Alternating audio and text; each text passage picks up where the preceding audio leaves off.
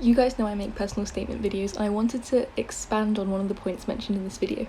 I want to explain why it's important and examples of how to do it in your own personal statement. But if you're new here, I got into these top universities for these subjects, and then after my gap year changed to this subject, and I also spent my gap year in art school, so I know all about all the admission processes across the board. So this video tells you to define how your subject is relevant today to set yourself apart. I always say to explain you understand how your subject is relevant outside the classroom, and there's two reasons for this. Firstly, even if you never work in your field, you will have to spend hours trawling through scholarly writing and forming a dissertation question, and it shows that you have the aptitude for the subject and forming original research questions.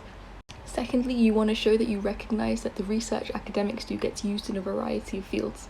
For example, biologists study the mechanics of bee wings, and that research gets used in creating drone cameras. If you can make those links and show them you think laterally, it will show to universities that you're an innovative leader, thinker who will become an estimable alumni and bring the universities lots of funding in the future. So how can you do this in your own personal statement?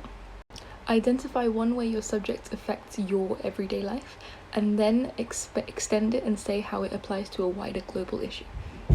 For example, for geography, you could say I became interested in human geography and urban planning after COVID, when I didn't want to take public transport and saw the lack of cycle routes and links in my city. You can extend that and say, oh, this appeared to me as an obstacle for reducing people's daily carbon footprints, and you could talk about sustainability and greenhouse gases, or from that one thing in your daily life. Another example, in history.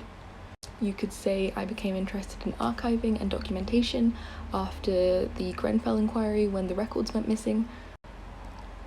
You could make some kind of links between why recording history is important for people's human rights, justice, accountability, protecting people, and why it seems like the kind of thing that politicians would be keen to evade from the public, and the role of recording history and what it achieves.